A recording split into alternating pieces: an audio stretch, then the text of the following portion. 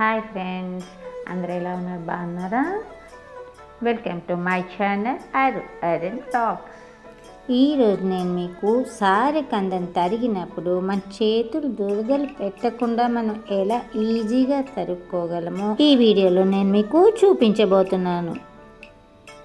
ఇదిగో చూడండి, ఇది సారెకంద. ఇది అన్ని ప్లేసెస్లో పండదు, సిటీస్లో దొరకదు, పల్లెటూళ్ళల్లో బాగా దొరుకుతూ ఉంటుంది. వండితే మాత్రం చాలా టేస్ట్గా ఉంటుంది. దీంతో ఫ్రై కానీ, కూర కానీ, పులుసు కానీ, బజ్జీ కానీ ఏమైనా చేసుకుంటాం. కానీ అసలు విషయం ఏంటంటే, ఇది తరిగిన తర్వాత మనకి చేతులు అలా దురదలు పెడుతూనే ఉంటాయి.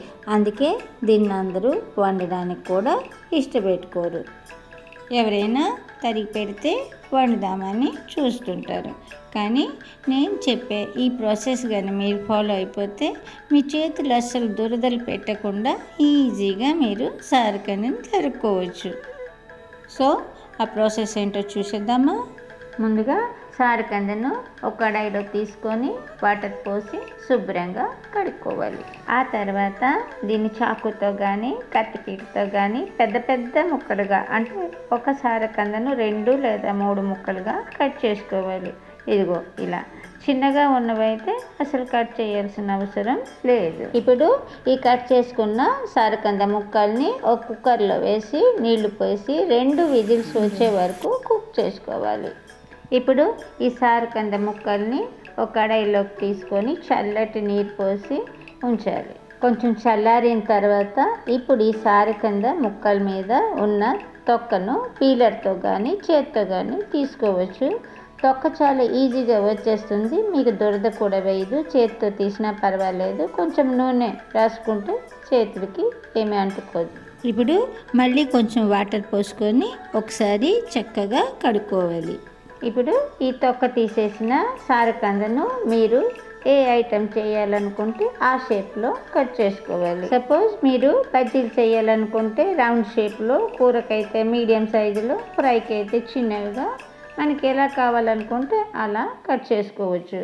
ఈరోజు నేను ఫ్రై చేయాలనుకున్నాను, అందుకే ఈ సారెకందను చిన్న చిన్న ముక్కలుగా నేను కట్ చేసుకున్నాను. ఇదిగో చూసారా, ఇలా కట్ చేసుకున్నాను. చాలా ఈజీగా కట్ అయిపోతుంది. ఈ సారెకంద ఆల్రెడీ హాఫ్ బాయిల్ అయిపోయి ఉంటుంది కనుక మనకి వండడం కూడా ఎక్కువ టైం పట్టదు, తరగడం కూడా మనకి అంత కష్టంగా ఉండదు. చాలా బాగా కుక్ అయిపోతుంది, తొందరగా కుక్. ఇదిగో చూసారా ఎంత చిన్న ముక్కలుగా కొయ్యగలిసామో. ఇప్పుడు ఫ్రై కూడా చూడండి, చాలా బాగుంది, ఎంత బాగా వచ్చిందో.